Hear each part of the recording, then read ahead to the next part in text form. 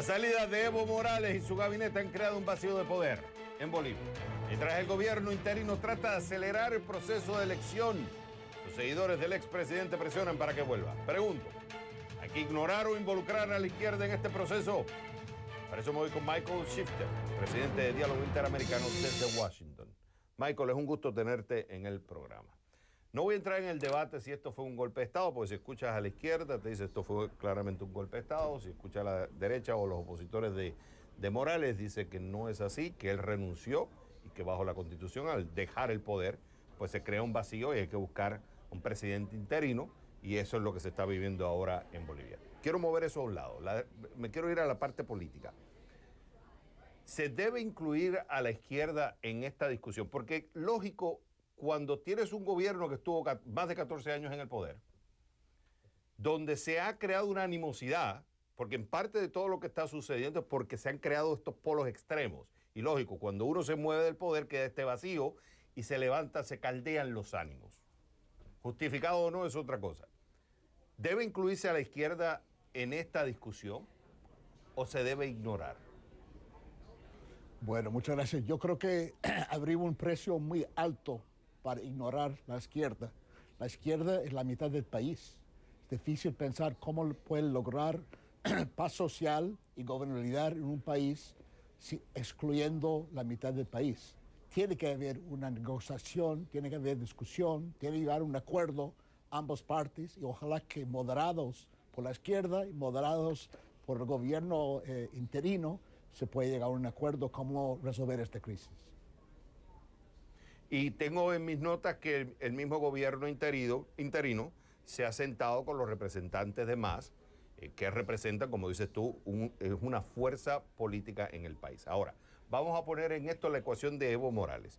En una entrevista en el Wall Street Journal, y ahora se está saliendo en discusiones cada vez más públicas, de que Evo Morales tiene la intención de volver o ha expresado su intención de regresar al país. Incluso en una entrevista en Wall Street Journal dice, yo no me tiraría de elecciones en las próximas elecciones si me dejan regresar al país y terminar con mi mandato.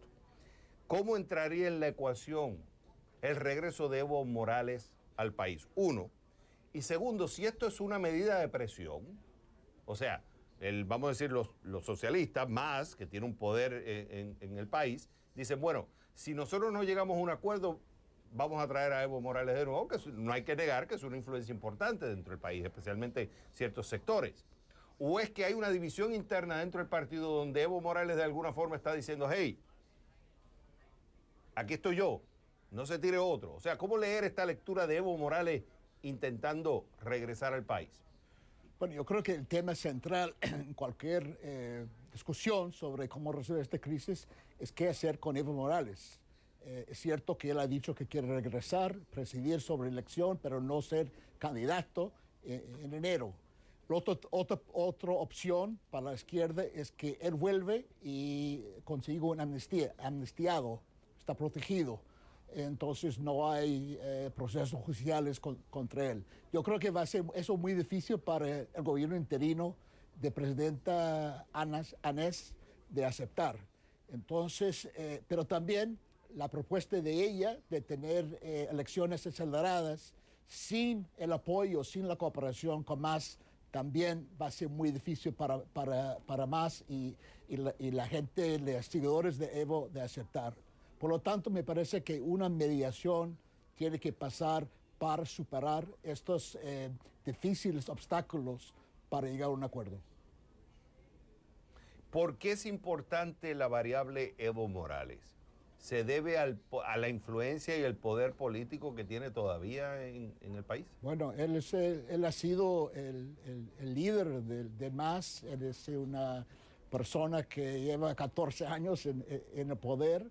Él ha tomado todas las decisiones en el país, sobre todo últimamente, que es una tendencia autoritaria, sin duda.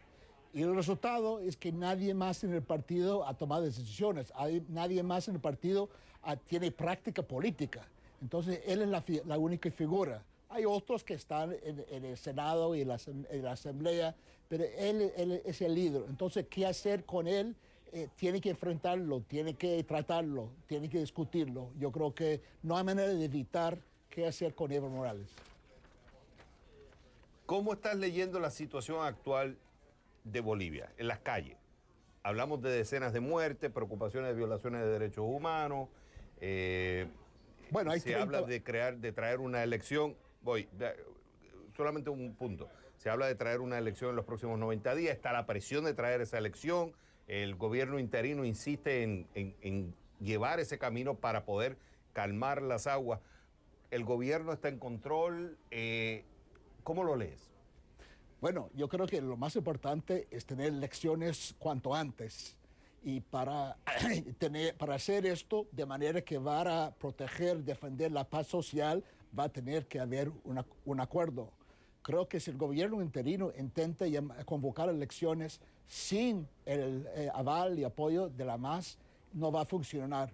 El país va a ser muy complicado, va a seguir la violencia, el caos, desorden, y el país todos van a sufrir, todo el país. Entonces, tiene que incorporar gente en la MAS y busca un acuerdo. Pero yo creo que el tiempo es muy importante. Hay que hacerlo muy rápido, si no hay un riesgo que la situación se escala, se extienda y se agrava aún más. ¿Por qué tú crees que hay esta situación de escalamiento en la calle? ¿Es una cuestión política influenciada para generar más presión en la mesa de negociación? ¿Es una expresión real de la gente? ¿Se ha creado un vacío de poder? Y por tanto, pues como ha renunciado una cantidad de miembros del gabinete de Morales, esto ha creado un vacío de poder y la gente, pues como no encuentra respuesta, pues de alguna forma la tiene que buscar. O sea, esto está influenciado internacionalmente. Por ejemplo, se encontró un ex guerrillero de la FARC de origen argentino, se encontró en Bolivia. O sea, ¿cómo leerlo? Todas estas explosiones sociales. Bueno, yo creo que hay rabia por ambas partes. Hay rabia por el gobierno interino, porque ya ha sido en la oposición contra Evo Morales por muchos años. Lo consideran muy autoritario. Intentó robar las elecciones del 20 de octubre y por eso hay una rabia real.